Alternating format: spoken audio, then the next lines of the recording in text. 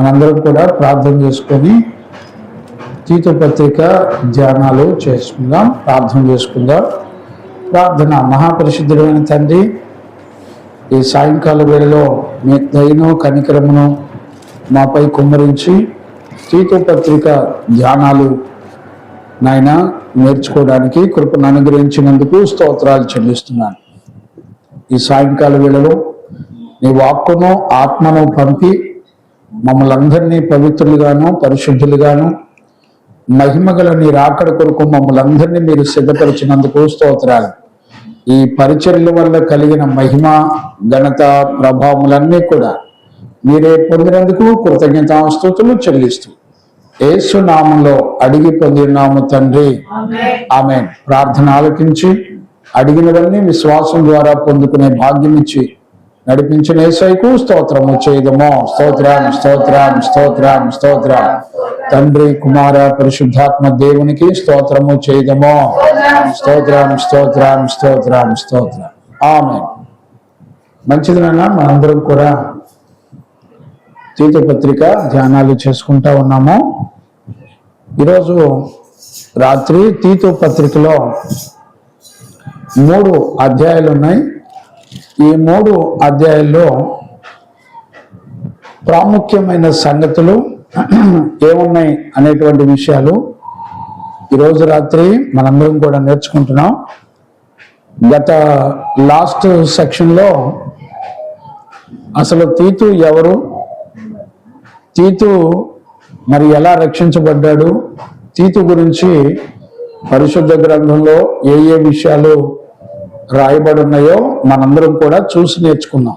ఈరోజు వచనం వెంబడి వచనం వెళ్ళడానికి ముందల పరిశుద్ధ గ్రంథంలో ఈ తీతు పత్రికలో 3 అధ్యాయాల్లో ఉన్న సంగతులు ఏమేమి సంగతులు ఉన్నాయి, ఎన్ని విషయాల గురించి ఈ 3 అధ్యాయాలు మనతో మాట్లాడుతున్నాయి అనేటువంటి విషయాన్ని మనందరం ఈరోజు నేర్చుకుంటున్నాం. దేవునికి మహిమ కలుగునగాక. మన ప్రభు అయిన యేసయ్యకు మహిమ, ఘనత, ప్రభావములు కలుగునగాక. రైజలో చూడండి, ఈ పత్రిక చాలా చిన్న పత్రిక. కరెక్ట్గా 1 పేజీన్నర ఉంటుంది. 1 పేజీన్నర అంటే 1 పేజీ ఉంటుంది. ఈ తీతు పత్రిక మొత్తం 3 అధ్యాయాలు, చాలా చిన్న చిన్న వచనాలు. కానీ ఇది ఎలాంటి పత్రిక అంటే 2 తిమోతి పత్రికలు కలిపి ఒక ఇంపార్టెంట్ విషయాలు మొత్తం కలిపి రాస్తే ఎలా ఉంటుందో ఒక చిన్న ఇంట్రడక్షన్ లాగా రాస్తే ఎన్ని వచనాలు వస్తాయో అన్ని వచనాలు ఈ తీతు పత్రికలో ఉన్నాయి. అంటే 2 పత్రికలు కూడా చాలా పెద్ద పెద్ద పత్రికలు. 1 తిమోతి 6 అధ్యాయాలు, 2 తిమోతి 4 అధ్యాయాలు. ఈ 2 కూడా పెద్ద పెద్ద పత్రికలు. కానీ ఈ 2 పత్రికలు కలిపి రాస్తే మొత్తం క్లుప్తంగా, అంటే చిన్నగా క్లుప్తంగా షార్ట్లో వెనుక రాస్తే, షార్ట్ కట్లో రాస్తే తీతు పత్రిక తయారవుతుంది. దేవునికి మహిమ కలుగునగాక. కానీ తీతు పత్రిక ఎలాంటిదంటే ఒక పెద్ద బ్యాగ్లో మనం సర్దుకోగలిగినన్ని వస్తువులన్నీ సర్దుకున్న తర్వాత అది ఖాళీ చేసేటప్పుడు ఆ బ్యాగ్ మొత్తం ముడిచేస్తే ఎంత చిన్నగా అవుతుందో అంత చిన్నగా కనపడుతుంది తీతు పత్రిక. కానీ ఈ తీతు పత్రిక ఒక్కొక్క వచనాన్ని ధ్యానం చేసుకుంటూ వెళితే మాత్రం చాలా పెద్ద బ్యాగ్లో ఎన్నో వస్తువులు పట్టినట్టుగా ఈ తీతు పత్రిక వచనం వెంబడి వచనం ధ్యానం చేసేటప్పుడు అంత పెద్దదిగా ఉంటుంది. అంటే 3 అధ్యాయాలు, పేజీన్నర విషయాలు, దేవుని ఆత్మ మాట్లాడిన విషయాలు చెప్పాలంటే దేవుని ఆత్మ మాట్లాడిన విషయాలు కాబట్టి పొల్లైనా, కొమ్మైనా, సున్న అయినా చాలా విలువైందిగా ఉంటుంది. ఈరోజు ఈ విషయాలు మనందరం కూడా గమనించాలి. ఈ పేజీన్నరలో రాయబడిన మాటలు ఎన్నో సంగతుల గురించి మాట్లాడడాన్ని మనం చూడొచ్చు. ప్రాముఖ్యంగా నేను ఈరోజు ఈ 3 అధ్యాయాల్లో 7 సంగతుల గురించి మాట్లాడడాన్ని మనం చూస్తాం. అంటే 7 విషయాలు ఉన్నాయి. అంటే ఈ 3 అధ్యాయంలో 7 విషయాలు కనుక మనం చక్కగా గుర్తుపట్టి 7 విషయాలు కనుక మనం మైండ్లో ఉండి చదివితే మనకు వెంటనే ఈ 3 అధ్యాయాల్లో ఉన్న దేవుని సంకల్పం అంతా కూడా మనకు అర్థమైపోద్ది. అంటే ఈరోజు వచనంలోకి వెళ్ళట్లేదు, కానీ ఈ అధ్యాయంలో 3 అధ్యాయంలో ఇంపార్టెంట్గా ఏ విషయాల కొరకు ఈ తీతు పత్రిక మాట్లాడుతుందో ఆయా సంగతులను గురించి మనం ఇందులో చూడొచ్చు. దేవునికి మహిమ కలుగును గాక. Praise the Lord. ఈరోజు మనకు ఒక శ్రేష్టమైన భాగ్యం ఏంటంటే, తీతుకి ఇంత చిన్న పత్రిక రాసి పంపించాడు కదా. ఈ చిన్న పత్రిక ద్వారా ఒక మంచి సంఘాన్ని కట్టొచ్చా అంటే అద్భుతంగా కట్టొచ్చు అని చెప్పొచ్చు. అంటే ఈ తీతు పత్రిక అంతా కూడా సంఘం గురించి, సంఘ పెద్దల గురించి, సంఘంలో ఉన్న విశ్వాసుల గురించి, అబద్ధ బోధకుల గురించి, సువార్త గురించి, రక్షణ గురించి, ఈ విషయాలన్నీ కూడా ఇందులో ఉంటాయి. ఇవి ఎంత ప్రాముఖ్యమైందంటే, ఒక మంచి సంఘం ఏదైనా ఉంది అనంటే ఈ తీతు పత్రిక చదివితే దేనిని మంచి సంఘం అంటారో, ఆ మంచి సంఘంలో 7 లక్షణాలు ఎలా ఉండాలో, ఈ 7 లక్షణాలు ఏ సంఘంలో ఉంటే ఆ సంఘం మంచి సంఘం అని పిలువబడవచ్చు. ఒకవేళ ఈ 7 లక్షణాలు గనక సంఘంలో గనక లేకపోతే ఖచ్చితంగా అది అబద్ధ బోధకుల యొక్క సంఘంగా మనం గుర్తుపట్టవచ్చు. అంటే తీతుకి 1.5 పేజీన్నర పరిశుద్ధాత్ముడు రాస్తే అది ఎంత విలువైందిగా రాయబడిందంటే, ఆత్మ మాట్లాడే సంగతులు కాబట్టి ఒక కామా ఫుల్ స్టాపులు కూడా విలువైనవే. అంటే నేను చదువుతున్నప్పుడు అంత డెప్త్గాను అంత విలువైందిగాను కనబడుతుంది. 2 రోజుల నుంచి ధ్యానం చేస్తున్నాను. మొన్న యాక్చువల్గా నిన్న ప్రకటించాలి, నిన్న టైం సరిపోలేదు నాకు, ఆయా పనుల మీద ఆలస్యం కావడం వలన నిన్నటి దినాన పరిచయం జరగలేదు. నిన్నటి దినాన్ని జరగవలసింది ఈ రోజున ప్రభు కృపనిచ్చాడు. దేవునికి మహిమ కలుగును గాక. Praise the Lord. ఇప్పుడు ఈ 3 అధ్యాయాల్లో 7 విషయాలు ఉన్నాయి. ఆ 7 విషయాలు మనకు అర్థమైతే మహిమగల దేవుని సంఘమును ఈ 7 విషయాల ద్వారా గుర్తుపట్టవచ్చు. అంటే ఒక మంచి సంఘం ఎలా ఉంటుందంటే, ఆ సంఘానికి ఏ లక్షణాలు ఉంటాయి అనంటే ఈ తీతు పత్రికలో ఉన్నటువంటి లక్షణాలు ఉంటాయి అని మనం చెప్పుకోవచ్చు. ఈ 7 లక్షణాలు ఏ సంఘంలో ఉంటే ఆ సంఘం దేవుని కొరకు ఒక మంచి సంఘముగా తయారవుతుంది అనేటువంటి సంగతి మనం గుర్తుపట్టచ్చు. అందుకనే తీతుని క్రేతుకు పంపించాడు. క్రేతు అనే పట్టణం అన్ని జనుల ప్రాంతం, చాలా చిన్న పట్టణం. అది ఒక దీవిలో ఉండేటువంటి చిన్న గ్రామం. ఆ గ్రామంలో కి తీతుని పంపించేటప్పుడు ఈ పత్రిక రాసి పంపించాడు.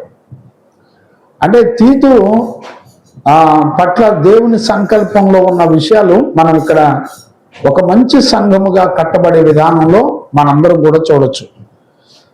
దేవునికి మహిమ కలుగును గాక. Praise the Lord. ఇప్పుడు చూడండి, ఒక మంచి సంఘంలో మంచి సంఘం అని ఎలా చెప్పొచ్చు అని అంటే, వాస్తవంగా ఈ రోజుల్లో మనందరం కనుక గమనిస్తే ఒక మంచి సంఘం అని దేన్ని అంటారు చెప్పండి? ఒక పెద్ద బిల్డింగు, శైనమ్మా అంతేనా? ఒక పెద్ద బిల్డింగు, అందులో మంచి మంచి లైట్లు, డెకరేషన్లు, తర్వాత మంచి మ్యూజిక్ సిస్టము, ఇవన్నీ ఉంటే ఇది చాలా గొప్ప సంఘం అని అంటూ ఉంటారు లోకంలో. గమనించారా? కానీ దేవుని యొక్క వాక్యంలో మనం గనక చూసినట్లయితే ఒక మంచి సంఘం అంటే దేవుడు కోరుకున్న ఆయన చిత్తాన్ని నెరవేర్చే సంఘం ఎలా ఉంటుందని అంటే ఈ తీతు పత్రిక చదివితే మనకు తెలిసిపోద్ది.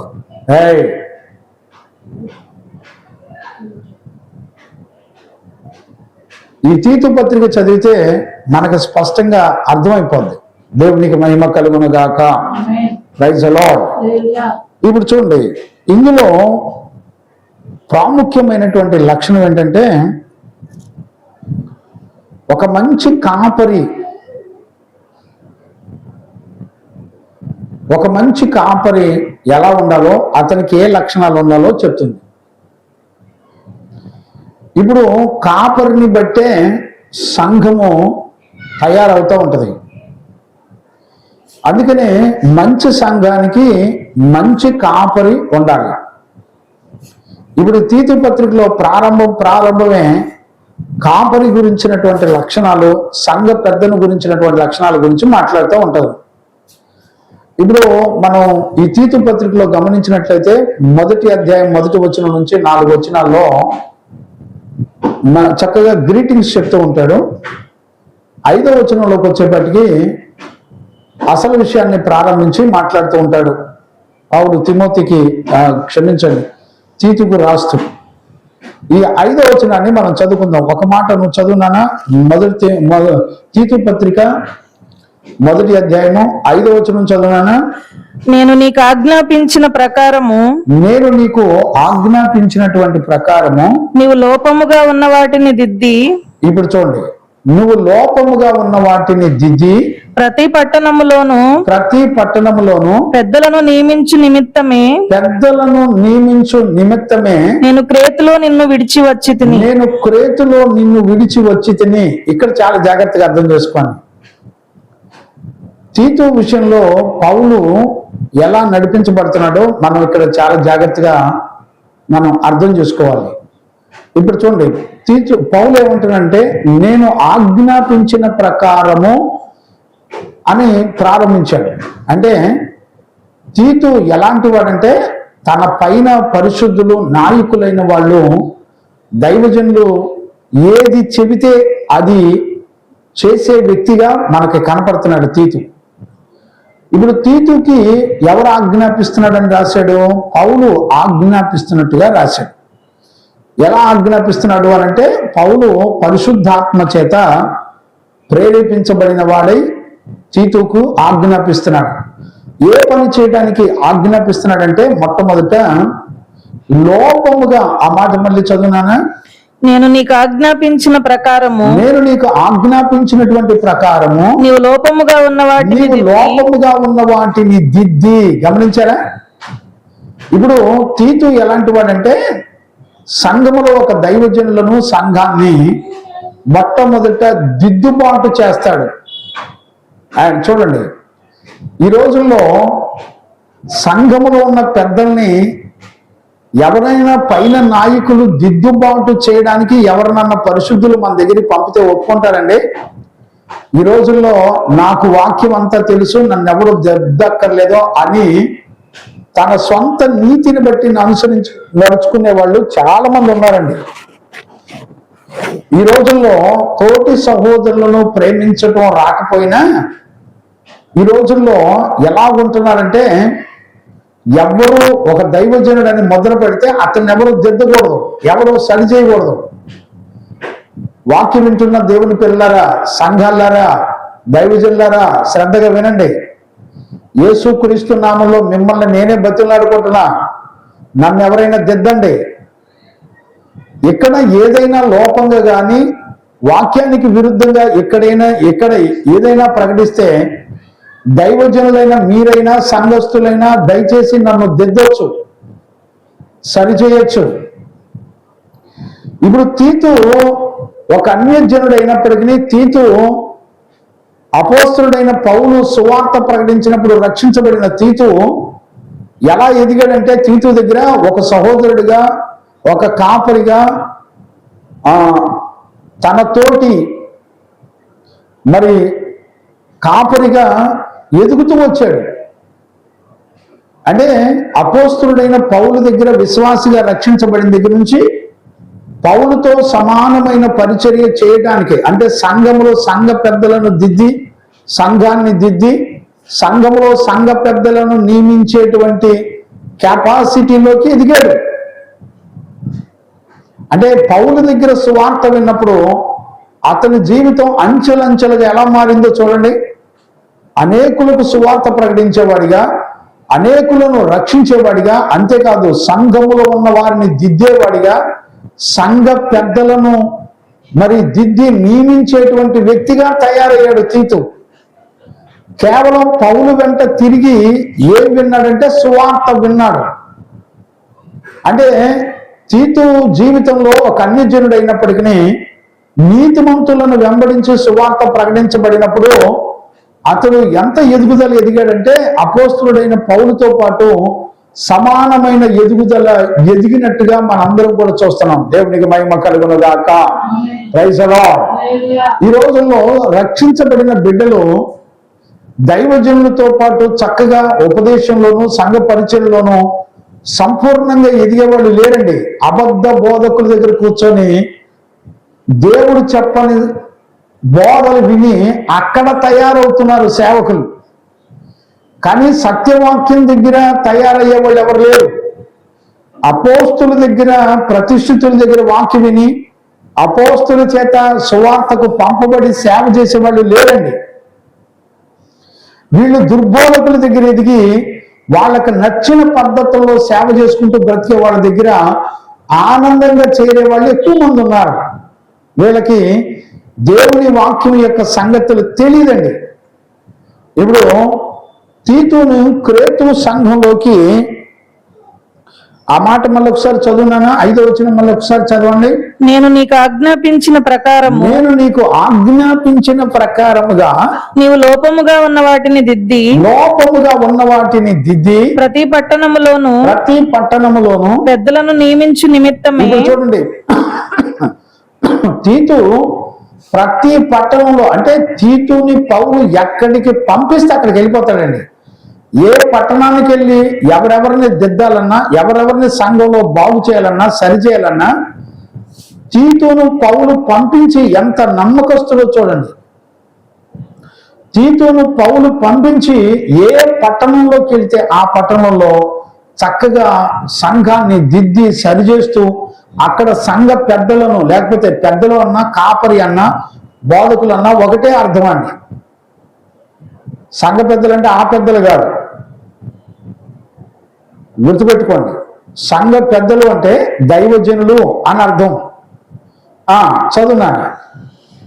నేను క్రేతులో నిన్ను విడిచి వచ్చి తిని, నేను నిన్ను క్రేతులో విడిచి వచ్చి తిని, ఎవడైనను నిందారహితుడును. ఇప్పుడు చూడండి, ఇప్పుడు ప్రారంభంలోనే తీతుకి ఏమని చెప్తున్నాడంటే, ఒక మంచి కాపురు ఉండాలి సంఘానికి, మంచి సంఘ పెద్ద ఉండాలి. ఆ సంఘ పెద్ద ఎట్ట ఉండాలంట? ఎవడైనను నిందారహితుడును. ఇప్పుడు చూడండి, ఎవడైనను అంటే సంఘములో సంఘ పెద్దగా లేకపోతే మంచి కాపరిగా ఉండాలనుకునేవాడు అతడు ఎవడైనా సరే, అతనిలో ఒక మంచి కాపరిలో, ఒక మంచి సంఘ కాపరిలో ఏ లక్షణాలు ఉండాలని రాశాడంటే, అతడు మొట్టమొదట నిందారహితుడై ఉండాలి. గమనించారా? సంఘములో నింద లేనివాడై ఉండాలి. రెండవది ఏకపత్ని పురుషుడై ఉండాలి.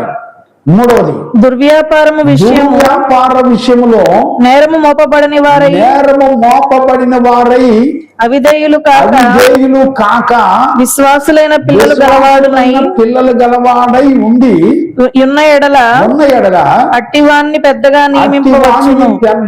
నియమించవచ్చును. గుర్తుపట్టారండి? దేవునికి మహిమ కలుగును గాక. ఇప్పుడు తీతుకి క్రేతులో సంఘ పరిచర్యలోకి వెళ్ళడానికి తీతుకు అపోస్తలుడైన పౌలు పత్రిక రాసి పంపిస్తున్నాడు.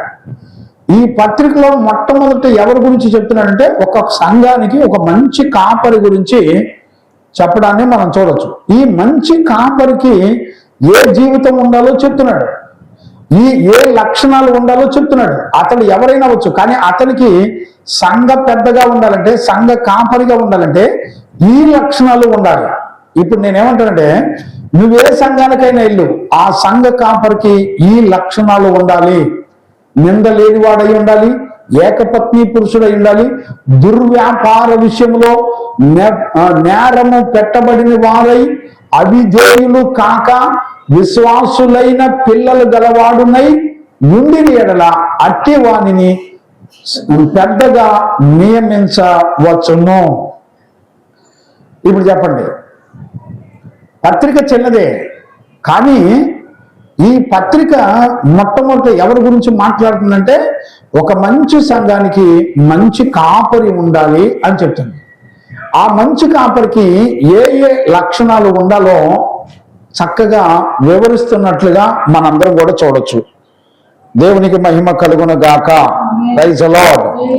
ఇప్పుడు నేను ఇందులో ఉన్న ఒక్కొక్క విషయాన్ని గురించి మనం వచనం వెంబడి వచనం ధ్యానం చేసుకునేటప్పుడు ఇవన్నీ కూడా మనం నేర్చుకోవచ్చు. ఈ మొదటి అధ్యాయంలో 16 వచనాలు ఉన్నాయి. ఈ 16 వచనాల్లో మంచి కాపరికి ఉండవలసిన లక్షణాలన్నీ చెప్తూ అబద్ధ బోధకుల గురించి కూడా చెప్తున్నాడు. ఇందులో 10వ అధ్యాయం 10వ వచనం నుండి, మొదటి అధ్యాయం 10వ వచనం నుండి 16వ వచనం వరకు అబద్ధ బోధకులను గురించి చెప్తున్నాడు. మనందరం ఇక్కడ గమనించవలసింది ఏంటంటే, ఒక మంచి కాపరికి ఉండవలసిన లక్షణం ఏంటో చెప్తున్నాడు. తర్వాత అబద్ధ బోధకులను సంఘంలోనికి రానికుండా ఉండడం కొరకు అబద్ధ బోధకుల విషయంలో ఎంత జాగ్రత్తగా ఉండాలో, వాళ్ళు ఏమేమి పనులు చేస్తారో ఎలా గుర్తుపట్టాలో ఇక్కడ 10వ వచనం నుండి 16వ వచనం వరకు మాట్లాడతాడు. మీరు కావాలంటే మీరు చదువునానా 10వ వచనం నుంచి ఒకసారి చదువు. అనేకులు, ఇప్పుడు చూడండి, అనేకులు విశేషముగా సున్నతి సంబంధులను, అవిధేయులను, వదరుబోతులను, మోసపుచ్చువారునై ఉన్నారు. చాలా జాగ్రత్తగా అర్థం చేసుకోండి. ఒక్కొక్క వచనంలో ఒక్కొక్క విషయాన్ని గురించి అబద్ధ బోధకులు ఎలాంటి వారో, వాళ్ళ లక్షణాలు ఎలా ఉంటాయో, వాళ్ళ స్వభావాలు ఎలా ఉంటాయో స్పష్టంగా చెప్తున్నాడు పౌలు. గమనించారా? అనేకులు విశేషముగా, సున్నతి సంబంధులు అంటే అర్థం ఏంటి? సున్నతి అంటే శరీర సంబంధమైన, లేకపోతే ధర్మశాస్త్ర సంబంధమైన అని అర్థం. అక్షరానుసారమైన అంటే ఈ భావాలు, ఈ పదానికి ఈ భావాలన్నీ వస్తాయి. అక్షర సంబంధమైన అంటే ఆత్మతో పని ఉండదు.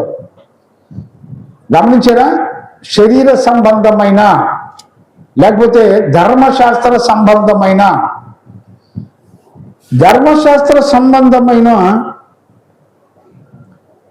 విషయాల్లో మనం గమనిస్తే, ధర్మశాస్త్రంలో ఉన్న పండుగలు, ఆచారాలు, మనుషుల కట్టడలు, వీటన్నిటిని అనుసరించి నడిపించబడతా ఉంటారు ఈ సంఘాలన్నీ కూడా. అబద్ధ బోధకుల యొక్క సంఘాల్లో ధర్మశాస్త్ర సంబంధమైన బోధకులే ఉంటారు. చూడండి, మనం తిమోతి పత్రికలో కూడా మనం ఆల్రెడీ చదువుకున్నాం. ఎక్కడది? మొదటి అధ్యాయం 5వ వచనంలోనా 6వ వచనంలోనో ఉంటుంది. చూడండి నాన్న, 6వ వచనం చదువునానా. కొందరు వీటిని మానుకొని తొలగిపోయి తాము చెప్పు వాటినైనను నిశ్చయమైనట్టు రూఢిగా పలుకు వాటినైనను గ్రహింపకపోయినను ధర్మశాస్త్రోపదేశకులై ఉండగోరి నిష్ప్రయోజనమైన ముచ్చట్ల తట్టు తిరిగిరి. అయినను శ్రీమంతుడగు దేవుడు. దేవునికి మహిమ కలుగును గాక. ఇప్పుడు చాలా జాగ్రత్తగా అర్థం చేసుకోండి. కొందరు వీటిని మానుకొని, అంటే వేటిని మానుకొని? ఉపదేశానుసారమైన పరిశుద్ధ జీవితం, పవిత్ర హృదయము నుండి, మంచి మనస్సాక్షి నుండి, నిష్కపటమైన విశ్వాసము నుండి కలుగు ప్రేమయే కొందరు వీటిని మానేస్తారు. ఇప్పుడు ధర్మశాస్త్ర సంబంధమైన బోధకులు ఎట్టుంటారు? పండగలు, ఆచారాలు, ఇవన్నీ అనుసరిస్తారు. కానీ యేసుక్రీస్తులో ఉన్నటువంటి సంపూర్ణమైన ప్రేమ యొక్క లక్షణాలు ఉండవాలి. గమనించారా? వాళ్ళు ధర్మశాస్త్ర సంబంధమైన బోధకులు ఉండకోరి వాళ్ళు ఎలా ఉంటారంటే వాళ్ళు చెప్పు వాటినైనను నిశ్చయమైనట్టు రూఢిగా పలుకు వాటినైనను గ్రహింపకపోయినను. అంటే దేవుని వాక్యం వాళ్ళకి అసలు అర్థం కాదు. ఎందుకంటే వీళ్ళు పోయి ఎక్కడో బైబిల్ ట్రైనింగ్ అయినో లేకపోతే రకరకాల కళలు చూసే వాళ్ళ దగ్గర, దర్శనాలు చూసే వాళ్ళ దగ్గర ఎదుగుతారు తప్ప వాక్యం ఏం చెప్తుందో వీళ్ళకి అర్థం కాదు. అసలు వాక్యంలో ఉన్న సత్యం అర్థం కాదు. వీళ్ళు కళలో దర్శనాలు నమ్ముతారు తప్ప వాక్యం అర్థం కాదు. వీళ్ళు దేవుని వాక్యంలో ఏముందో తెలియదు వీళ్ళకి. దేవుని వాక్యాన్ని పక్కన పెట్టేసి అసలు దేవుడు ఏ ఉద్దేశంతో మాట్లాడుతున్నాడో వీళ్ళకి అర్థం కాకపోయినా వీళ్ళకున్న ఎచ్చులు, వీళ్ళకున్న ధర్మశాస్త్ర సంబంధమైన ఆచారాలు, పండగలు ఇక ఏమి లేదండి, ఎవరిష్టం వాళ్ళదే. అలాంటి దుర్బోధకుల సంఘాల్లో ఆడవాళ్ళు ఎక్కువగా పెత్తనాలు చేస్తూ ఉంటారు. ఆడోళ్ళే బిషప్లు, ఆడోళ్ళే డాక్టర్లు, ఆడోళ్ళే సంఘ కాపర్లు, ఆడోళ్ళే నెత్తిమీద చేయేస్తారు. ఆడోళ్ళే సంఘంలో పురుషులున్నా ఆడోళ్ళున్నా ఎవరున్నా అందరినీ గద్దిస్తూ ఉంటారు. ఇక వాళ్ళ ఇష్టం.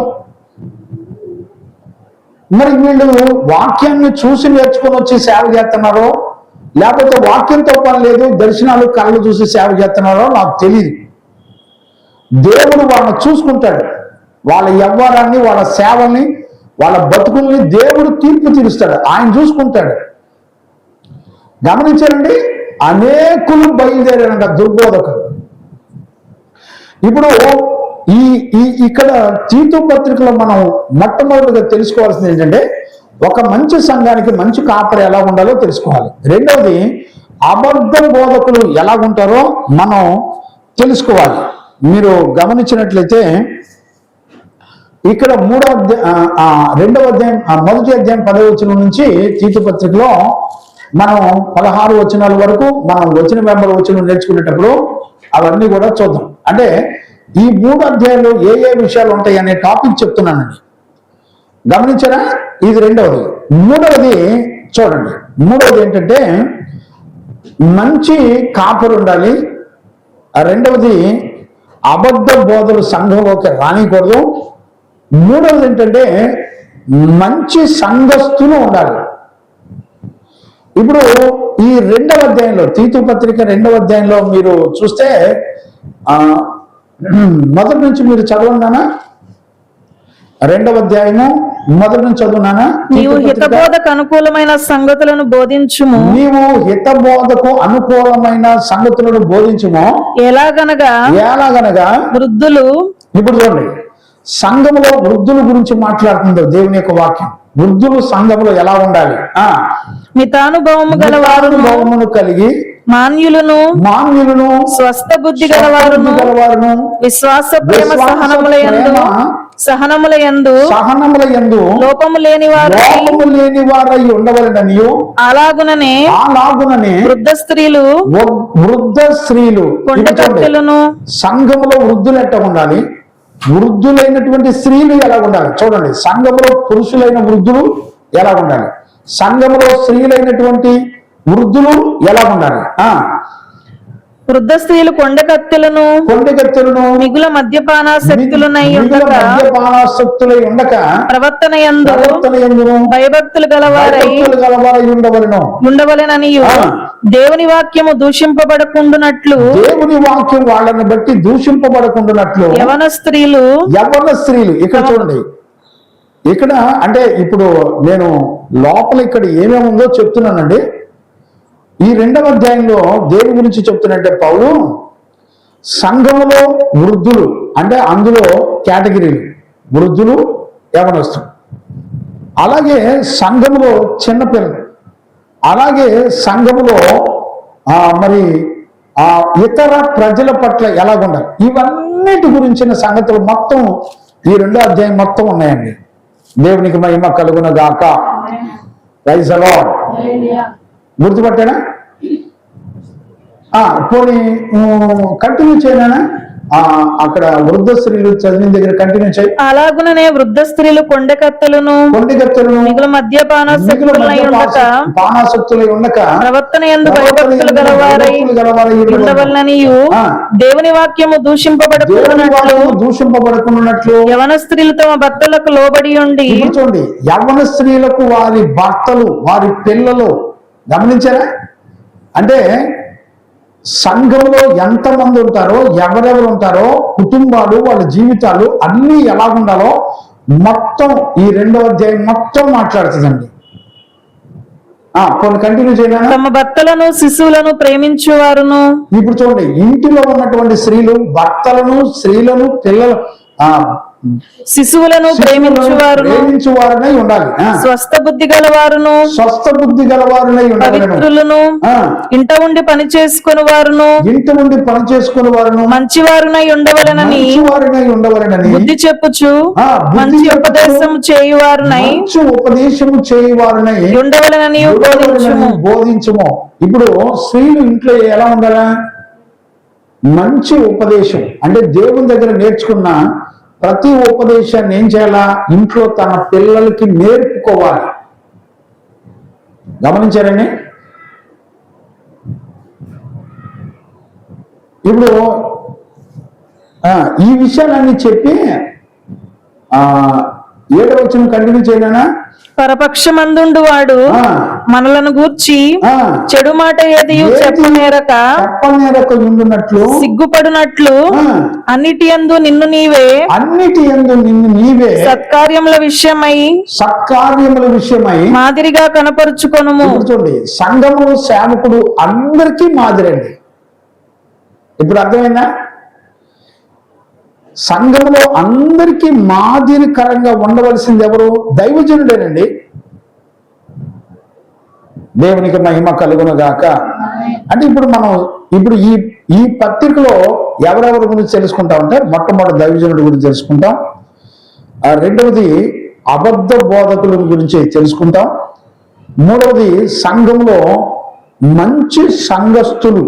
అంటే ఈ సంఘస్థులు ఎలా ఉంటారంటే, భర్త తన భార్యను ప్రేమించాలి, భార్య తన భర్తను ప్రేమించాలి, భార్య భర్తలు ఇద్దరు కూడా తన పిల్లల్ని ప్రేమించాలి, పిల్లల్ని పరిశుద్ధతలోను విశ్వాసంలో పెంచాలి.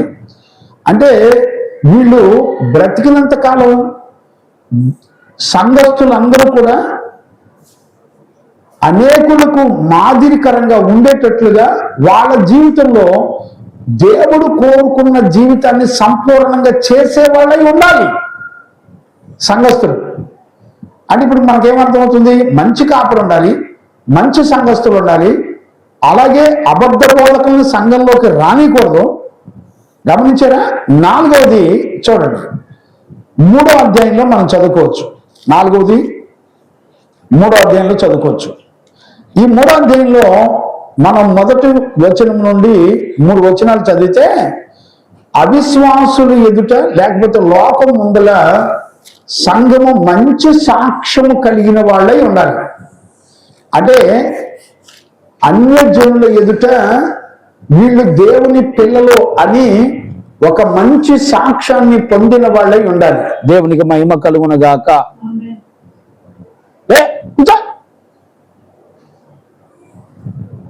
దేవునికి మహిమ కలుగునుగాక. Praise the Lord. ఇప్పుడు చాలా జాగ్రత్తగా అర్థం చేసుకోండి. అంటే 4వ అంశం ఏంటంటే, ఒక మంచి సాక్ష్యము కలిగిన వాళ్ళై ఉండాలి. చూడండి, ఆ మాట కూడా చదువున్నానా? 3వ అధ్యాయం మొదటి వచనం నుంచి చదువున్నానా? అధిపతులకును అధికారులకును లోబడి విధేయులుగా ఉండవలెనని ప్రతి సత్కార్యము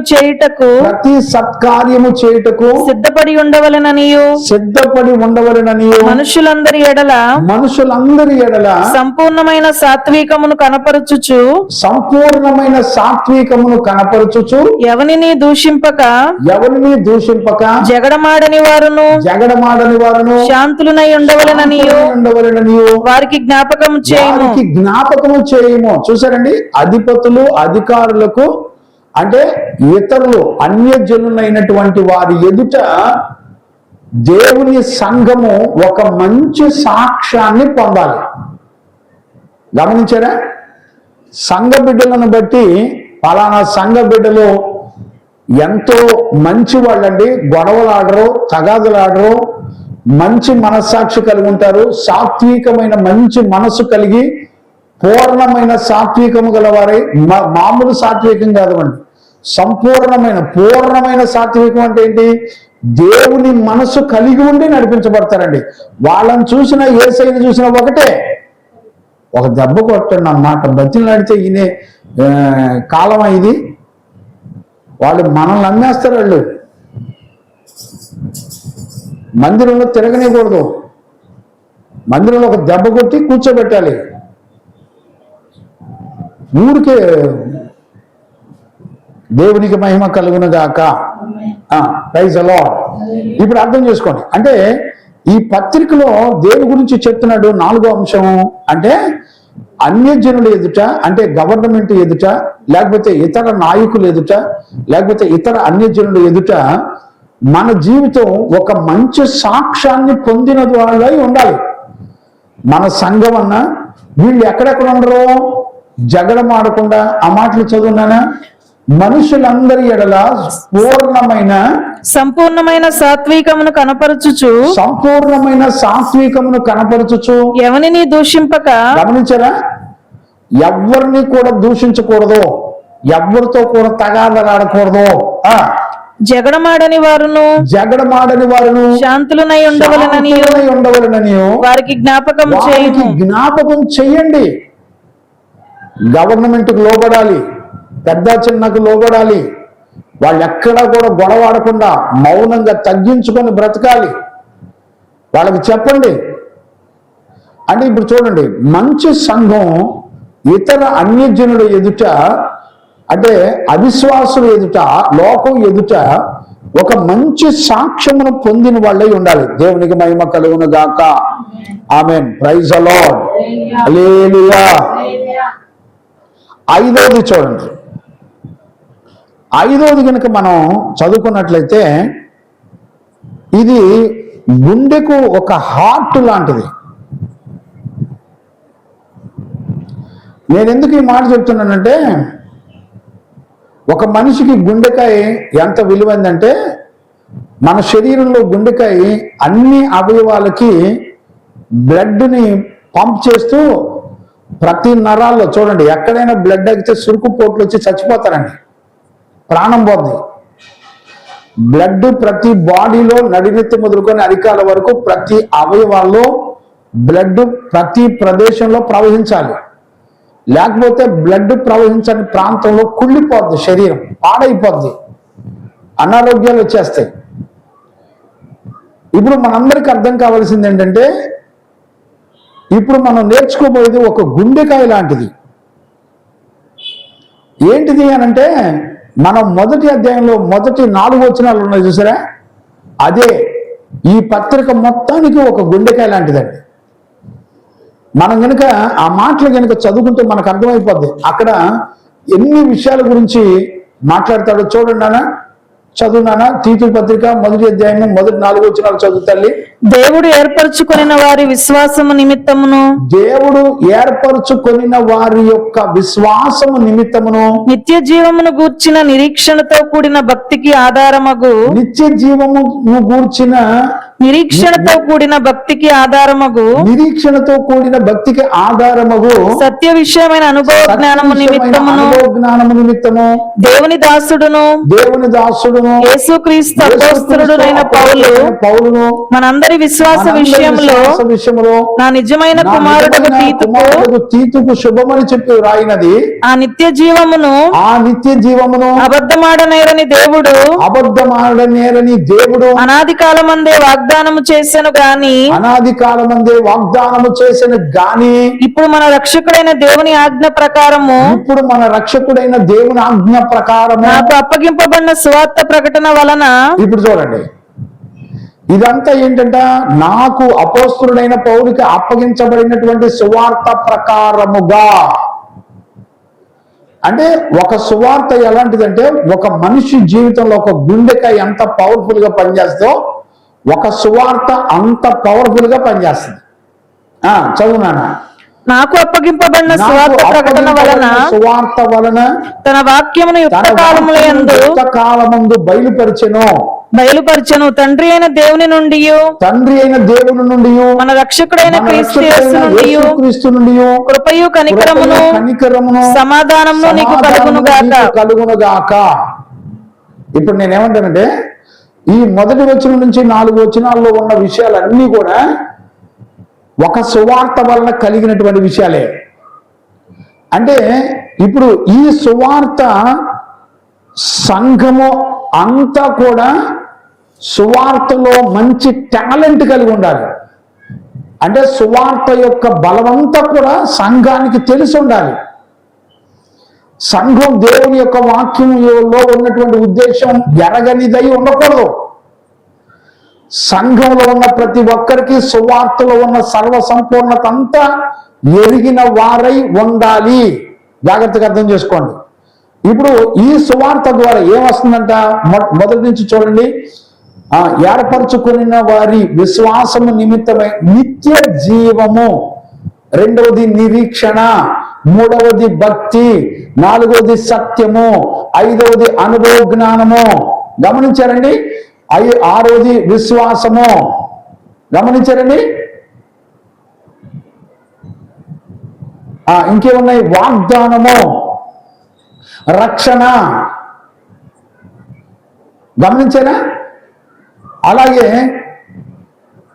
తండ్రి కుమార పరిశుద్ధాత్మని యొక్క సర్వ సంపూర్ణత అంతా కూడా ఈ సువార్తలో ఉంది. ఇప్పుడు చెప్పండి. ఇప్పుడు ఈ తీతు పత్రికలో ఇంపార్టెంట్ ఏంటంటే సువార్త ద్వారా కలిగేటువంటి రక్షణ, విశ్వాసము, నిరీక్షణ, నిత్య జీవము, వీటన్నిటి గురించి త్రిత్వంలో ఉన్న సర్వసంపూర్ణత అంతా సువార్త ద్వారా ప్రకటించబడుతుంది. అంటే ఇప్పుడు సంఘానికి దైవజనుడు ఎలా ఉండాలి?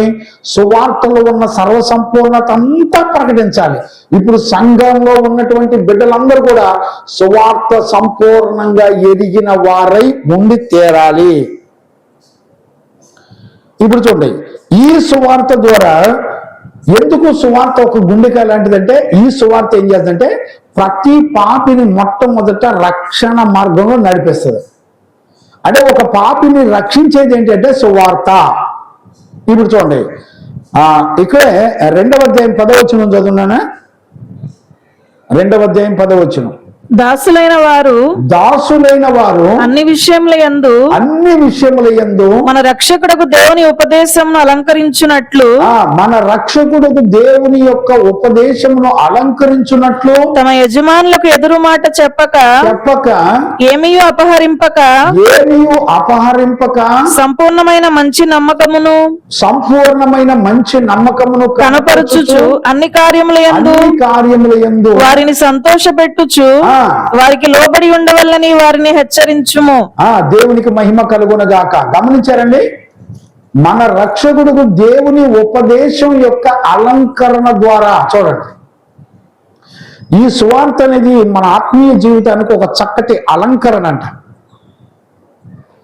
ఇది ఎవరి ఉపదేశం? దేవుని యొక్క ఉపదేశం, దేవుని యొక్క సువార్త, దేవుని గూర్చినటువంటి సువార్త. గమనించారా? అలాగే 13వ వచనం కూడా చదువునానా? అక్కడే 2వ అధ్యాయం వచనం కూడా చదువునానా? అనగా మహాదేవుడును మన రక్షకుడైన యేసుక్రీస్తు మహిమ యొక్క మహాదేవుడును మన రక్షకుడైన యేసుక్రీస్తు మహిమ యొక్క ప్రత్యక్షత కొరకు ఎదురు చూచుచు ఈ లోకములో స్వస్థ బుద్ధితోను నీతితోను భక్తితోను బ్రతుకుచుండవల్లని మనకు బోధించుచున్నది. ఆయన సమస్తమైన దుర్నీతి నుండి మనలను విమోచించి సత్క్రియలయందు ఆసక్తి గల ప్రజలను తన కోసరము పవిత్రపరచుకొని దేవునికి మహిమ కలుగును గాక. గమనించారండి? ఇక్కడ 13వ వచనంలో గనుక మనం చదివితే, మనము భక్తిహీనతను ఇహలోక సంబంధమైన దురాశలను విసర్జించి శుభప్రదమైన నిరీక్షణ నిమిత్తము 11వ వచనం చదివానా? ఏలయనగా సమస్త మనుషులకు రక్షణకరమైన దేవుని కృప ప్రత్యక్షమై, అవునా, అర్థమైందా? మనుషులందరికీ దేవుడు అనుగ్రహించిన రక్షణ అని రాయబడింది. గమనించారా? సమస్త మనుషులకు రక్షణకరమైన దేవుని కృప ప్రత్యక్షమై, అంటే ఈ సువార్త ద్వారా మనుషులకు నిత్య జీవము, రక్షణ. ఇంకా మనం చదువుకుంటే 3వ అధ్యాయం 4వ వచనం 7వ వచనంలో కూడా చదవచ్చు. అంటే ఈ తీతు పత్రికలో సువార్త ద్వారా నిత్య జీవం, సువార్త ద్వారా మనుషులందరికీ రక్షణ. అంటే ఇప్పుడు సంఘంలో ఉన్న బిడ్డలందరూ ఏం ఎరిగి ఉండాలి? సువార్త ఎరిగి ఉండాలి. ఇప్పుడు మా పెద్ద శైనమ్మని కనుక పంపిస్తే మా శైనమ్మకి సువార్తలో ఉన్న విషయాలన్నీ ఎరిగి ఉండాలి. ఇప్పుడు తీతు ఎలా ఎరుగున్నాడో, తీతు ఎవరి దగ్గరికి వెళ్ళినా సంఘములో దిద్ది సంఘ పెద్దలు నియమించి ఆ సువార్త ప్రకారంగా పరిశుద్ధతలోకి నడిపించి నీతిమంతులుగా చేసేటువంటి బాధ్యత తీతుకి దేవుడు అపోస్తలుడైన పౌలు ద్వారా అప్పగించాడు.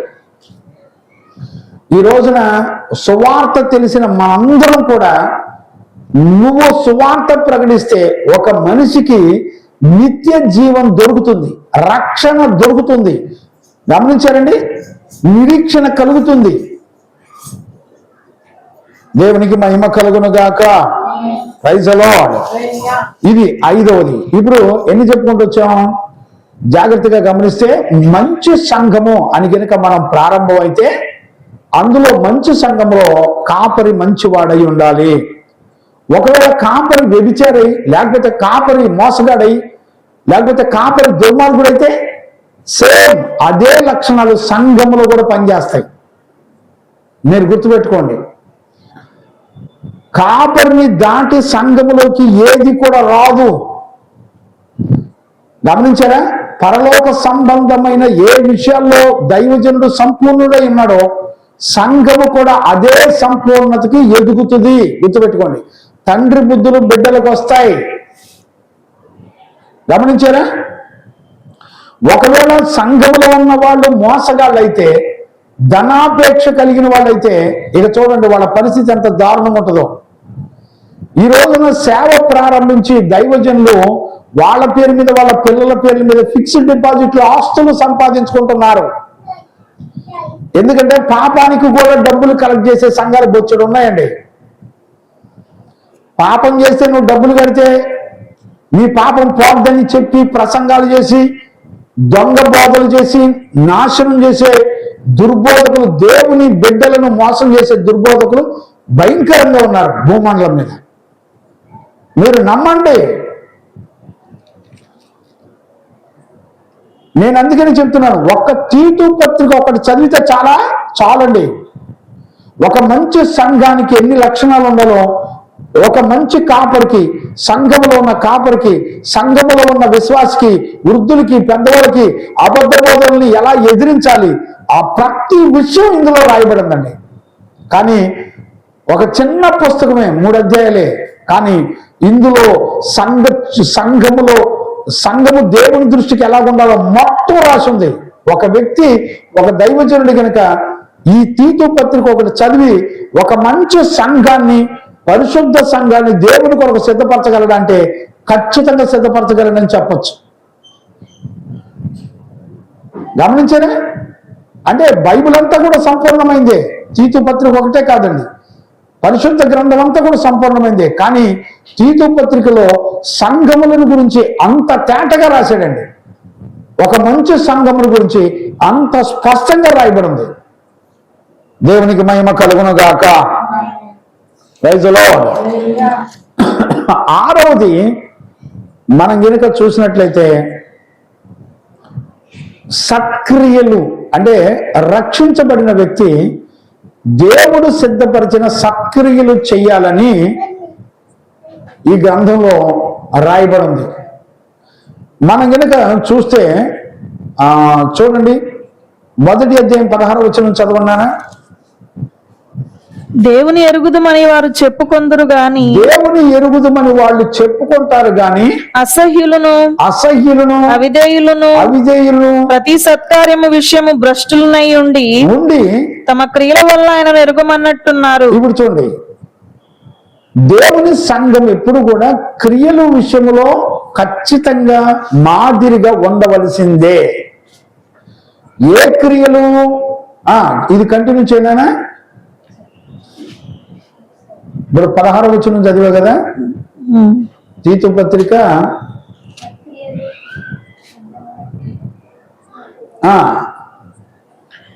ఇప్పుడు చూడండి, భ్రష్టులై ఉండి తమ క్రియల వలన ఆయనను ఎరగమన్నట్టున్నారు అని రాసి. ఇంకా కొంచెం తేటగా మీకు అర్థం కావాలంటే 2:14 కూడా చదవచ్చు. 2వ అధ్యాయంలో 14 వచనం చదువునానా. ఆయన సమస్తమైన దుర్నీతి నుండి మనల్ని విడిపించి సత్క్రియల యందు ఆసక్తి గల ప్రజలను, సత్క్రియల ఎడల ఆసక్తి కలిగినటువంటి ప్రజలను తన కోసరము పవిత్రపరచుకొని. ఇప్పుడు సంఘంలో ఏముండాలంట? దేవుడు సిద్ధపరిచిన సత్క్రియలు ఉండాలి. ఎఫెసీ పత్రిక 2వ అధ్యాయం 10వ వచనం కూడా చదవండి. ఎఫెసీ పత్రిక 2వ అధ్యాయం 10వ వచనం. మరియు వాటి యందు మనము నడుచుకొనవలెనని దేవుడు ముందుగా సిద్ధపరిచిన సత్క్రియలు చేయుటకై.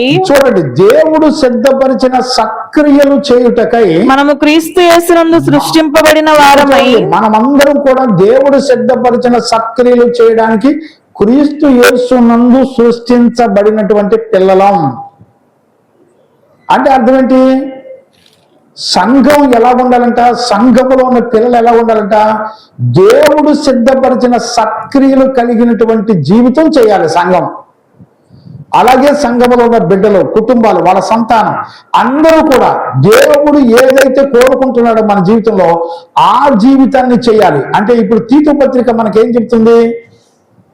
తీతు పత్రిక చదివితే మనకేం చెప్తుంది? తీతు పత్రిక మనకేం చెప్తుందంటే దేవుడు కోరుకున్న సత్క్రియలు చేయడానికే మనందరం బతుకున్నామని చెప్తుంది. ఈ రోజున ఇక చూడండి, దేవుడు సిద్ధపరిచిన క్రియలు పోయి ఈ రోజున సంఘంలో ఉన్న సేవకులు కానీ, సంఘ విశ్వాసులు కానీ సేవకుల్ని, సంఘాన్ని దేనికి వాడుకుంటున్నారంటే పెళ్ళిళ్ళకి. పైగా పెళ్ళిళ్ళకి కాదండి, పెళ్ళిళ్ళ పేరయ్య ఏంటి, కట్నంలో దశమ భాగాలకి, ఏంటి పండగలు చేయటానికి, మనుషుల్ని సంతోషపెట్టడానికి, పుట్టినరోజులు చేయటానికి, చచ్చిపోతే పాతి పెట్టడానికి, వీటికి వాడుకుంటున్నారండి పాస్టర్లని. ఇప్పుడు సంఘం అంతా దేనికి వెళ్తున్నారు? ఎక్కడికి వెళ్తున్నారు? పండగలకి, ఫంక్షన్లకి, పుట్టినరోజుకి కోటాలు, పెళ్లి రోజుకి కోటాలు, దినాలకి కోటాలు, తద్దినాలకి కోటాలు. వాళ్ళ ఇష్టం. కోటం పేరు చెప్పటం, మంచి పలావులు, బిర్యానీలు వండుకోవటం, తింటాం. ఇవ్వండి వాళ్ళు చేసే పని. ఈ రోజున అసలు దేవుడు సిద్ధపరిచిన సత్క్రియలు, నీ ద్వారా ఒక వెలుగు సంబంధమైన క్రియలు, నీ ద్వారా చీకటిని తరమబడి ఆయన సిద్ధపరిచిన క్రియల ద్వారా ఇతరులు అనేక మంది నీ జీవితంలో ఉన్న వెలుగు సంబంధమైన గుణాలన్నీ చూసి వాళ్ళ జీవితాలు మార్చబడాలి. చీకటిలోంచి వాళ్ళు వెలుగులోకి రావాలి. వస్తున్నారండి? దేవుడు సిద్ధపరిచిన క్రియలు చేయడానికి నువ్వు బతుకున్నావన్న సంగతి మనకు అర్థమైందండి? ఏమో తెలీదు. ఇంకా చూడండి, 3వ అధ్యాయం 8వ వచనం కూడా చదువునానా. ఈ మాట నమ్మదగినది కనుక దేవుని యందు విశ్వాసం ఉంచిన వారు సత్క్రియలను శ్రద్ధగా చేయుటయందు మనస్సుంచునట్లు ఈ సంగతులను గూర్చి దృఢముగా చెప్పుచుండవాలని కోరుచున్నాను. గమనించిన సత్క్రియలు శ్రద్ధగా చేయాలని దైవజనుడు ఖచ్చితంగా చెప్పాలంట సంఘ పిల్లలకి. నీ కొరకు దేవుడు సిద్ధపరిచిన క్రియలు మాత్రమే నువ్వు చెయ్యాలనే విషయం సంఘంలో ఉన్న ప్రతి బిడ్డకి చెప్పాలండి. అండి, దైవజనుడు ఎంత రెస్పాన్సిబిలిటీ కలిగినాడో చూడండి. అలాంటి దైవజనుడు ఇవాళ ఏం నేర్పుతున్నాడు సంఘాలకి? అండి, ఉద్యోగాల కోసం ప్రార్థన, పెళ్లిళ్ళ కొరకు ఉపవాస ప్రార్థనలో, తప్పట్లేదండి. నేనేమంటానంటే మొదట ఆయన రాజ్యం, ఆయన నీతిని వెతికితే నీకు కావలసిన దేవుడే ఇస్తాడు. మొట్టమొదటి సంఘము అనేకులు ఎదుట దేవుడు సిద్ధపరిచిన క్రియలు చేయడానికి, నీ నడకలో, నీ పడకలో, నీ మాటలో, నీ ప్రవర్తనలో లోక సంబంధంలో ఉన్న క్రియలు నీలో ఉండకుండా, జగడాలు ఆడకుండా, గొడవలు లేకుండా మిక్కిలి సంపూర్ణమైన సాత్వికము కలిగిన వాళ్ళై, దేవుని యందు భయభక్తులు కలిగిన వాళ్ళై, దేవుడు కోరుకున్న జీవితాన్ని చేయాలి. ఉందండి.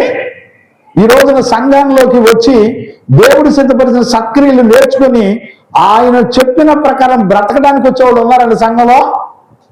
పాస్టర్ గారు, మా ఇంట్లో పెళ్లి రోజు ఉంది, కూటం పెట్టండి రండి. అందుకున్నాడు సేవకుడు. మా ఇంట్లో మా నాన్న చచ్చిపోయాడు, దినం చేయాలి, మూడవ సంవత్సరం దినం చేయాలి, దినం జ్ఞాపకాలతో కూటం పెట్టుకోవాలి రండి. ఇదండి శుభ్రంగా పండగ పేరు చెప్పి, అంతేనా చేయనమ్మా, శుభ్రంగా జబ్బలు తింటమే. కోళ్ళు జబ్బలు మాంసాలు ఎక్కడ ఆగవు. ఇదేమి లేదండి. దైవజనులు ఎట్ట తయారయ్యారో చెప్పనా, ఇక మెడ కూడా తిప్పడానికి వీలు లేకుండా వారులు దిగిపోయినాయండి మెడలో. ఏంటో పిల్లలు గమనించారండి. దేవునికి మహిమ కలుగును గాక. ఇక్కడ జాగ్రత్తగా గమనించండి. ఆరవది, దేవుడు సిద్ధపరిచినటువంటి సక్రియలు చేయాలని వాక్యం స్పష్టంగా చెప్తుంది. ఇంకా 3:14 కూడా ఉంటుంది చూడండి అన్నమాట. మనవారును నిష్ఫలులు కాకుండా నిమిత్తము అవసరమును బట్టి సమయోచితముగా సత్క్రియలను శ్రద్ధగా చేయుటకు నేర్చుకొనవలెను. చూడండి, మంచి క్రియలు దేవుడు చెప్పిన జీవితం చేయడానికి, ఆయన చెప్పిన క్రియలు మన జీవితంలో, ప్రవర్తనలో, క్రియల్లో, మాటల్లో, తలంపులో ఉండడం కొరకు శ్రద్ధగా నేర్చుకోవాలంట సంఘం వచ్చి. మరి ఇది నేర్చుకోవడానికి వెళ్తున్నారంటే సంఘం ఏమి లేదండి. నేనేం మాట్లాడను. ఇప్పుడు రేపు క్రిస్మస్ వస్తుంది. ఇక చూడండి, జనం ఇక సంఘంలో ఉన్న పిల్లల దగ్గర డబ్బులు కలెక్షన్ చేసి యాక్షన్లు, లైట్లు, స్టార్లు, ఇక చూడండి ఖర్చులు. వీళ్ళు సంఘ పిల్లలు సంపాదించుకున్న డబ్బులు మొత్తం చిల్లు చంచులు వేసినట్టుగా ఇక క్యాలెండర్లో చూస్తే ఇక క్యాలెండర్లో పాస్టర్ గారి ఫోటో, పాస్టర్ అమ్మగారి ఫోటో, పిల్లల ఫోటోలు, వాళ్ళ మనవరాళ్ళ ఫోటోలు, రప్పల ఫోటోలు అన్నీ ఇయే. సొమ్ము ఒకటిది, సోకొకటిది. ఏం చెప్తాం చెప్పండి. అందుకనే సంఘము దేవుడు సిద్ధపరిచిన క్రియలు చేయగలగాలి. చివరిగా 7వది, మనం అన్నిటికంటే ప్రాముఖ్యమైనది ఏంటంటే మనం సువార్త ప్రకటించే వారిగా ఉండాలి. దేవునికి మహిమ కలుగును గాక. Praise the Lord. ఎందుకు సువార్త ప్రకటించాలంటే సువార్త మనుషులందరికీ రక్షణ. గమనించారా? మీకు కావాలంటే ఇక్కడ 3వ అధ్యాయంలోని 3-4 వచనాలు చదువున్నారా? తీతు పత్రిక 3వ అధ్యాయం 3-4 వచనాలు కూడా చదవన్నానా? ఎందుకనగా మనము కూడా మునుపు అవివేకులమును అవిధేయులమును మోసపోయిన వారమును నానా విధములైన దురాశలకును భోగములకును దాసులమునై ఉండి దుష్టత్వమునందును అసూయయందును కాలము గడుపుచు అసహ్యులమై ఒకరినొకడు ద్వేషించుచు ఉంటిమి గాని మన రక్షకుడైన దేవుని యొక్క దయయు, ఇప్పుడు చూడండి, మన రక్షకుడైన దేవుని యొక్క దయయు, మానవుల ఎడల ఆయనకున్న ప్రేమయు ప్రత్యక్షమైనప్పుడు మనము నీతిని అనుసరించి చేసిన క్రియల మూలముగా కాక తన కనికరము చొప్పుననే పునర్జన్మ సంబంధమైన స్నానము ద్వారాను పరిశుద్ధాత్మ మనకు నూతన స్వభావమును కలుగజేయుట ద్వారాను మనలను రక్షించెను. దేవునికి మహిమ కలుగును గాక. ఇక్కడ ఏమంటదంటే సువార్త ప్రకటించినప్పుడు ఏం జరుగుద్ది? ఇప్పుడు చూడండి, అపోస్తులైన అపోస్తులు సువార్త ప్రకటించినప్పుడు ఏమైంది? చదవండి. అపోస్తుల కార్యాలు 2వ అధ్యాయం 38 అనుకుంటే చదువునానా? అపోస్తుల కార్యాలు 2వ అధ్యాయం 38 చదువునానా? పేతురు మీరు మారు మనస్సు పొంది మీరు మారు మనసు పొంది పాపక్షమాపణ నిమిత్తము పాపక్షమాపణ నిమిత్తము ప్రతివాడు ప్రతివాడును యేసుక్రీస్తు నామమున బాప్తిస్మం పొందుడి. ఇప్పుడు చూడండి, యేసుక్రీస్తు నామమున బాప్తిసం పొందుడి, అప్పుడు మీరు పరిశుద్ధాత్మను వరము పొందుదురు. అప్పుడు మీరు పరిశుద్ధాత్మను వరమును పొందుదురు. ఈ వాగ్దానము మీకును. ఇప్పుడు చూడండి, మీరు గమనించారా? సువార్త ప్రకటించినప్పుడు ఏం జరిగింది? అనేకులు వచ్చి బాప్తిసం పొందారు. అయ్యా, నా బ్రతుకు మార్చుకుంటాను, నా జీవితం మార్చుకుంటాను అని ప్రతి ఒక్కళ్ళు రక్షించబడి దేవుని రాజ్యానికి వారసులయ్యారు. అంటే ఒక సువార్తకు ఉన్నటువంటి విలువ ఎంత ఘనమైందో చూడండి.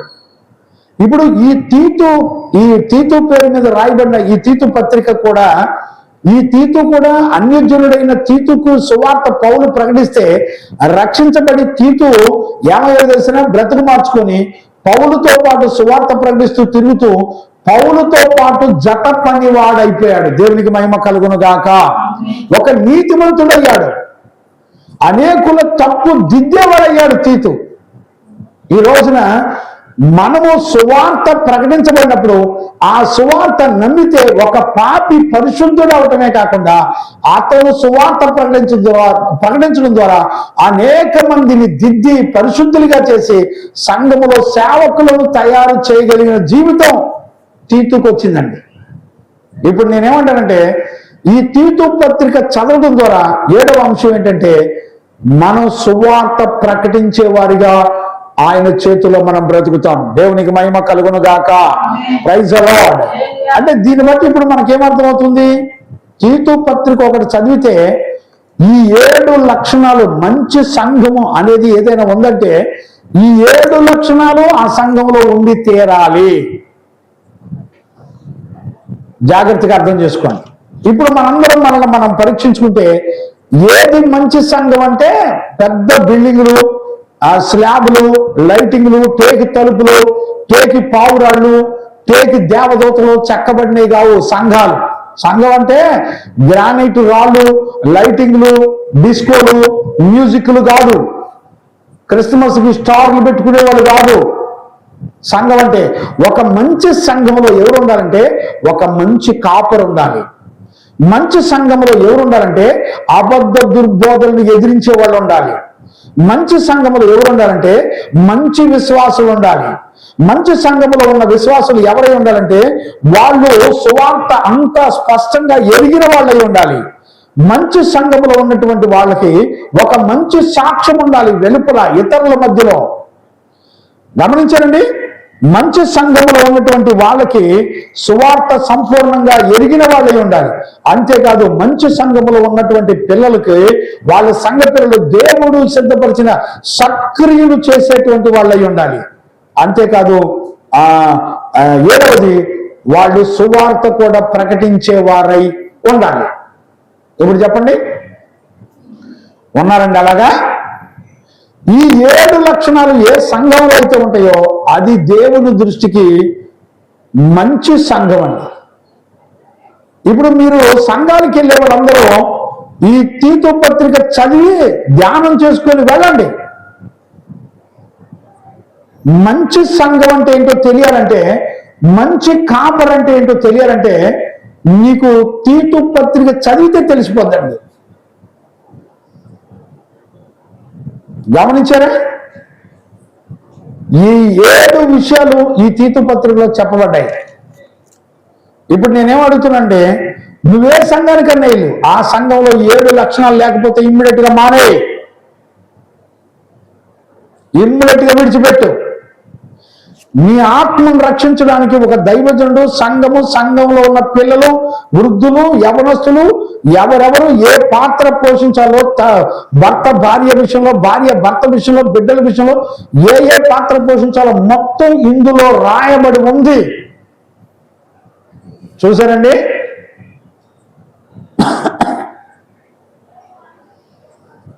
ఈ తీతు పత్రిక ఈ 7 లక్షణాలు మీరు గనక గుర్తుపెట్టుకొని ఇప్పుడు వచ్చిన గనక చదివితే మనకి ఈ తీతు పత్రిక అంతా అప్డేట్గా అర్థమైపోద్ది. అందుకనే తీతుకి క్రేతు అనే ఏరియాలో ఉన్న సంఘంలోకి పంపించాడు. 5వ వచనం మళ్ళొకసారి చదువునా, నేను ముగించేస్తాను. 1వ అధ్యాయము 5వ వచనం చదువునానా. నేను ఆజ్ఞాపించిన ప్రకారముగా, నేను నీకు ఆజ్ఞాపించిన ప్రకారము నీవు లోపముగా ఉన్న వాటిని దిద్ది ప్రతి పట్టణములోను పెద్దలను నియమించు నిమిత్తమే నేను క్రేతులో నిన్ను విడిచి వచ్చి తిని. చూడండి ఎలా ప్రారంభించాడు. ఇప్పుడు క్రేతులోకి సువార్త ప్రకటించడానికి ఎందుకు వెళ్ళాడు తీతు?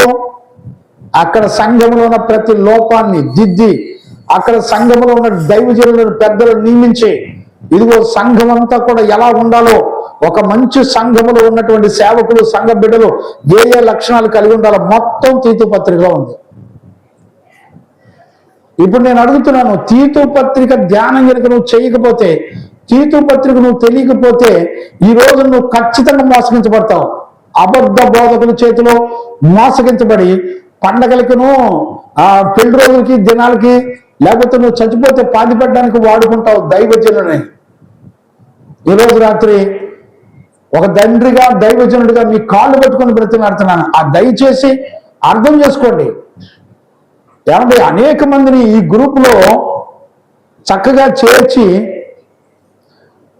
ఈ గ్రూపులో పెట్టి వాక్యం వినండిరా నాయన అంటే గ్రూపులోంచి లెఫ్ట్ అయిపోతారండి. బుద్ధి జ్ఞానం ఉండాలి. నీకు దేని సత్యవాక్యం అర్థం కాక నీ మనసుకు గ్రహింపు లేక తయారవుతున్నావు. దైవ జ్ఞానాన్ని సంపాదించుకోండి. నువ్వు ఎక్కడికైనా వెళ్ళు, వాక్యాన్ని అర్థం కాకుండా నువ్వు మంచి ఆరాధకుడు అయినా, మంచి వాక్యం బోధించిన, లేకపోతే మంచి మ్యూజిక్లతో నువ్వు దేవుని స్తుతించిన, నీకెన్ని కళలో దర్శనాలు వచ్చినా, నీకు వాక్యంలో ఉన్న క్రీస్తు, ఆ వాక్యంలో ఉన్న లక్షణాలు నీకు తెలియకపోతే నువ్వు ఒక దుర్బోధకుడుగా మారిపోయి, ఒక టెర్రరిస్ట్ లాగా మారి నువ్వు చచ్చి అనేకులు చంపేస్తావు. గుర్తుపెట్టుకో. దేవుని వాక్యంలో దేవుడు ఏం కోరుకుంటున్నాడో చూసుకో. ఒక పత్రికలో ఏమి రాశాడో గుర్తుపట్టు. మన ఇష్టం వచ్చిన కథలు నేర్చుకొని సేవ చేసేద్దామండి, నా ఇష్టం వచ్చిన సంఘానికి వెళ్ళి బతికేద్దాం అనుకుంటే కుదిరేది కాదు. ఈరోజు రాత్రి తీతు పత్రిక ద్వారా అందులో 3 అధ్యాయాలు ఉన్న అంశాలు మరలా మీరు జాగ్రత్తగా విని గ్రహించండి. అలాంటి కృప యేసయ్య మనందరికీ అనుగ్రహించి నడిపించును గాక. ఆమేన్. ప్రార్థన చేసుకుందాం. ప్రార్థన. మహాపరిశుద్ధుడైన తండ్రి, నీకు కృతజ్ఞతాస్తుతులు చెల్లిస్తున్నాను నాయన. ఈ దినాన తీతు పత్రికను 3 అధ్యాయాల్లో ఉన్న సంగతులన్నిటినీ మీరు మాతో మాట్లాడుతూ వచ్చారు. గత లాస్ట్ సెక్షన్లో అసలు తీతు ఎవరో మీరు మాతో మాట్లాడుతూ వచ్చారు నాయన. నీ వాక్కును, ఆత్మను పంపి మీరు మాకు బుద్ధి చెప్తూ సరిచేస్తున్నందుకు కృతజ్ఞతాస్తుతులు చెల్లిస్తూ నాయన, మమ్మల్ని అందరినీ మీరు దర్శిస్తూ సంఘము ఒక మంచి సంఘానికి ఉన్నటువంటి 7 లక్షణాలు ఉండాలని నువ్వు కోరుకుంటున్న సంగతిని గురించి ఈరోజు మాతో తేటగా మాట్లాడినందుకు కృతజ్ఞతాస్తుతులు చెల్లిస్తూ వాక్య విన్న బిడ్డలందరూ గ్రహించుకోవడానికి నాయన కృప దయచేయండి.